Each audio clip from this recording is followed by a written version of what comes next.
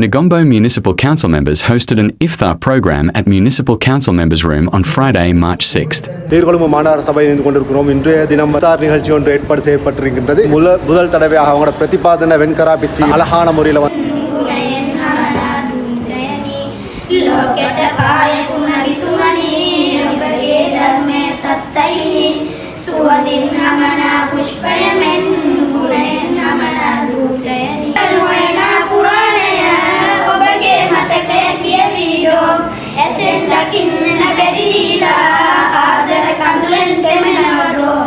ඉෆ්තාර් උත්සවය කියන්නේ මොකක්ද කියන එක අපි දැනගන්නකට කලින් අපි වාසය කරන්නේ ශ්‍රී ලංකාව කියන ඉතාමත් සුන්දර රටක. ප්‍රවාරිත්‍ර සංස්කෘතිකමය දේවල් දැනගන්නට ඕන. මුස්ලිම් කෙනෙක් හැටියට මම පොසොන් කියන්නේ මොකක්ද, පෝය කියන්නේ මොකක්ද, වෙසක් කියන්නේ මොකක්ද කියන එක දැනගන්න ඕනේ. ඒ වගේම තයි පොංගල් කියන්නේ මොකක්ද, මහා සිවරාත්‍රි කියන්නේ මොකක්ද කියන එකත් අපි දැනගන්න ඕනේ. ඒ වගේම පාස්කුව කියන්නේ මොකක්ද, නත්තල කියන්නේ මොකක්ද කියන එකත් අපි දැනගන්න ඕනේ. අපි ඔක්කොම ඉෆ්තාර් කියන්නේ මොකක්ද, ඊදුල් ෆිත්ර් කියන්නේ මොකක්ද, ඊදුල් අල්හා කියන්නේ මොකක්ද කියන එකත් දැනගන්න ඕනේ. කෙනෙක් 100%ක දුගී බද්දක් නැති බැරි කෙනෙක්ට ලබා දීම තමයි සකාත් කියලා කියන්නේ. ඊළඟට හතරවෙනි කුළුණ තමයි දැන් අපි රැකගෙන ඉන්නේ. වසෞමි රමදාන්. රමදාන් මාසයේ උපවාසය රැකීම. උපවාස ශීලය රකින්න එක තමයි දැන් අපි කරගෙන ඉන්නේ.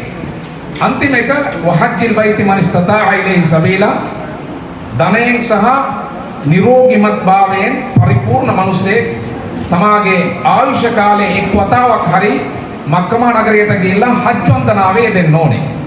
මෙන්න මේ පහ තමයි ඉස්ලාම් ධර්මය ව්‍යාප්ත වෙලා තියෙන්නේ. දර්ශනයට අරුව දන් තියෙනවානේ බිකිනි, බක්, උදුවක්, වගේ වෙසක්, පෝය, පොසොන්, නිකින, බිනර කියලා එහෙම තියෙනවානේ.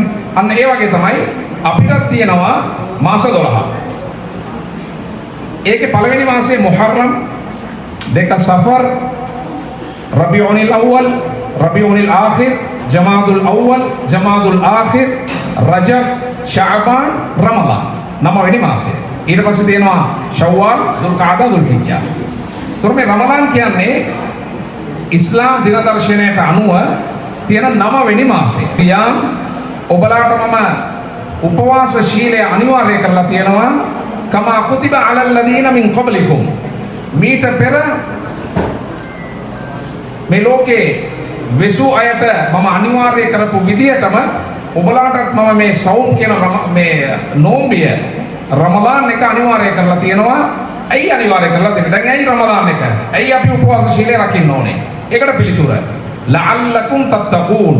ඔයගොල්ලන්ව පරිශුද්ධ කරන්න, තක්වාදාරින් හැටියට පත් කරන්න, බිය භක්තිකයන් හැටියට පත් කරන්න තමයි අල්ලාහ් තාලා අපිට මේ රමදාන් මාසය දීලා තියෙන්නේ. දමනය කිරීම. අන්න ඒක තමයි මේ රමදාන් එක තුලින් සිද්ධ වෙන්නේ. සිත, කය, වචනය අපි දමනය කරොත් අපිට පුළුවන් විනයානුකූල ජීවිතයක් ගත කරන්න. ඒ විනය තමයි මේ රමදාන් එක තුලින් දෙවියන් වහන්සේ අපිට පාඩමක් හැටියට උගන්වන්නේ.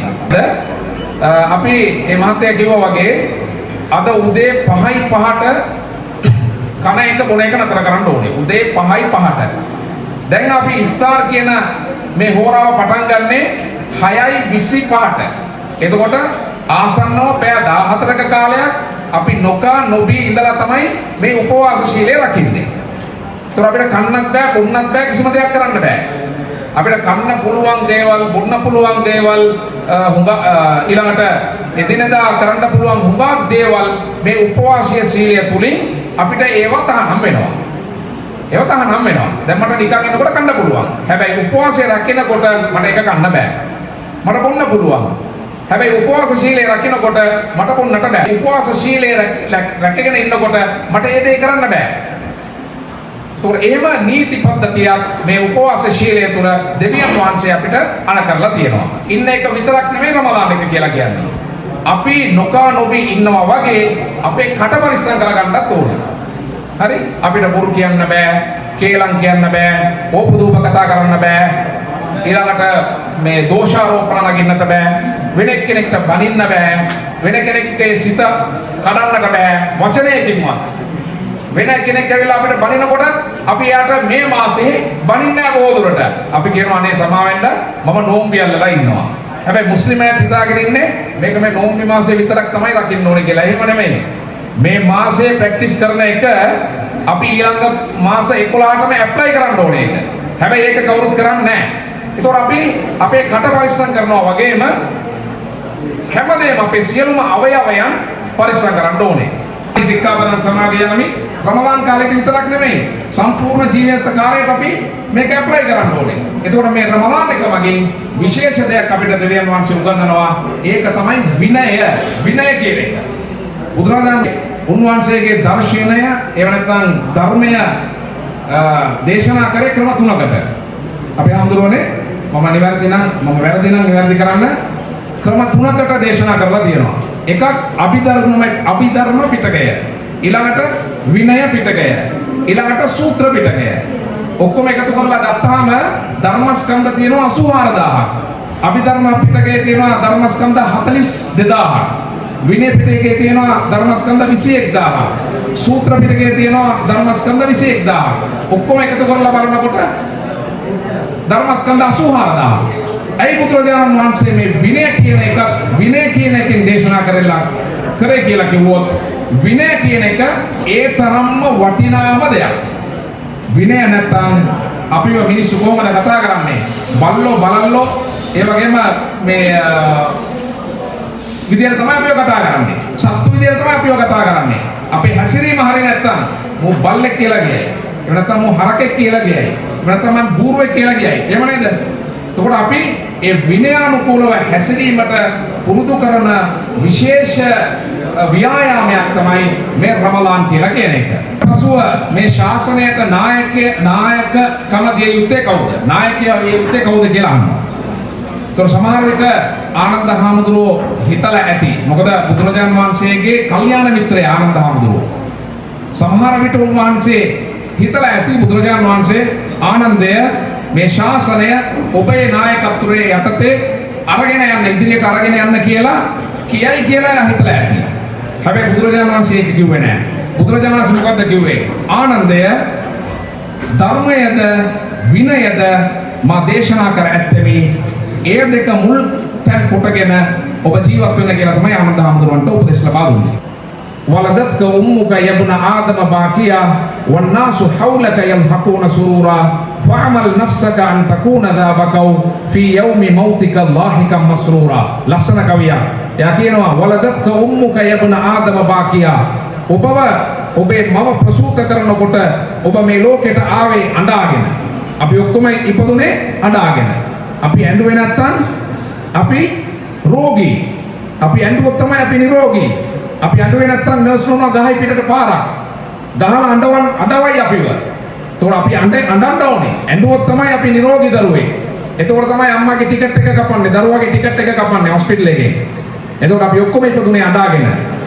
වන්නාසු හවුලක යල්හකුන සුරූරා. හැබැයි අපි වටේ හිටපු මිනිස්සු අපිව බලලා සිනාමුසු මුහුණින් තමයි අපිව පිළිගත්තේ. අපේ පවුලට ලස්සන කුරුබූටි දරුවෙක් එනවා කියලා අපිව ලස්සනට ආදරයෙන් සිනාමුසු මුහුණින් අපිව පිළිගත්තා. අපි ඇඬුවා, ඒගොල්ලන් hina වුණා.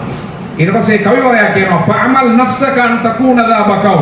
මේ ලෝකේ අත්හැරලා යනකොට හොඳ දේවල්, හොඳ ක්‍රියාවන්, යහ ක්‍රියාවන්, හොඳ වැලියුස් ටික, හොඳ මතක ටික එකව කරගන්න ෆී යෞමි මෞතික ලාහිකම් මස්රූරා. ඔබ මේ ලෝකේ අත්හැරලා යනකොට ඔබ සිනාමුසු මුහුණින් ඔබට මේ ලෝකේ අත්හැරලා යන්න පුළුවන්. හැබැයි ඔබගේ වෙන්වීම දරා ගන්න බැරුව ඔබ වටේ ඉන්න මිනිස්සු අඬලා ඔබට සමුදේ කියලා කිව්වා. එතකොට අපි යනකොට කොහොමද යන්න ඕනේ? hina වේගෙන සිනාමුසු මුහුණින් මේ ලෝකෙට සමුදේලා අපි යන්න ඕනේ. ඒක බලලා මිනිස්සු ලස්සන රත්තරන් මිනිස්සේ, හොඳ මිනිස්සේ, හොඳ පුරවැසියෙක් අපිට නැති වුණා, හොඳ මිත්‍රයෙක් නැති වුණා කියලා හැමෝම අඬන්න ඕනේ. අන්න ඒ තරමට විනයානුකූලව මනුෂ්‍යත්වයෙන් අපි ජීවත් වීමට අල්ලාහ් සුබ්හානහු වතාලා අපි සියලු දෙනාටම වාග්ය ලබා දෙත්වා කියලා ප්‍රාර්ථනා කරමින් අවස්ථාව ලබා දුන ඔබ සියලු දෙනාටම ස්තුතිවන්ත වෙමින් කියලා නේද? මට ඒකත් මතක් වුණා මේ අවස්ථාවේ. ඉතින් වචන අහලා තිබුණාට ඒකේ කියවෙන අර්ථය මොකක්ද පිළිබඳව මට ඇත්තටම පෞද්ගලිකවම අවබෝධයක් තිබුණා නැහැ.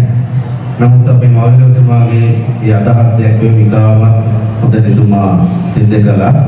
ඒ තුළින් යම්කිසි විශාල අවබෝධයක් මම ලබා ගන්නට යෙදුණා.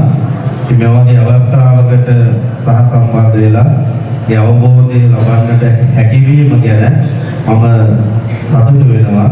ඒත් එක්ක මේ කටයුතු සංවිධානය කළ මේ හැමදෙනාටම අපේ ආශිර්වාදය, අපේ කෘතඥතාවය, අපේ පුණ්‍යානුමෝදනාව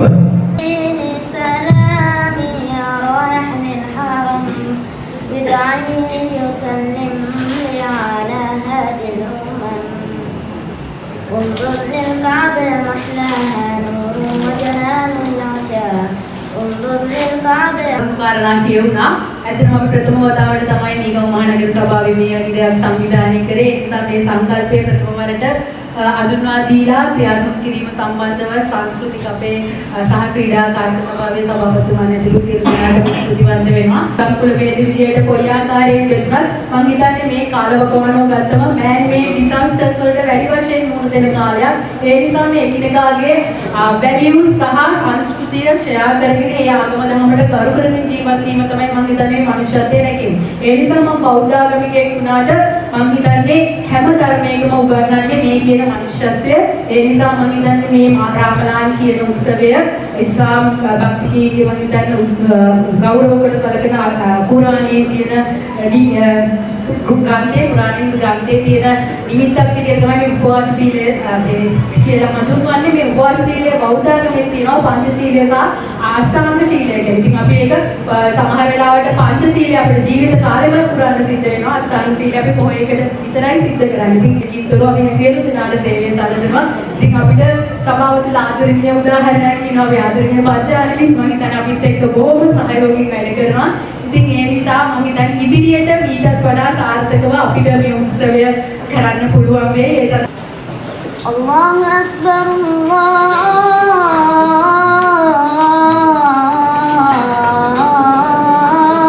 أكبر සංස්කෘතික කමිටුව, පුස්තකාල කමිටුව එක්ක යෝජනා කරලා මෙම උත්සවය පවත්වන්න අපි තීරණය කළේ. ඒකට අපේ නගරාධිපතිතුමා ඇතුළු කොමසාරිස්තුමෙන්දු සියලුම නගර සභාවේ අපිට මේ ලොකු උදව්වක් ලැබුණා. اللهم صل على سيدنا محمد النبي الأمي وعلى آله وصحبه وسلم. اللهم اغفر لنا ذنوبنا وخطايانا كلها يا رب العالمين. اللهم إنا نسألك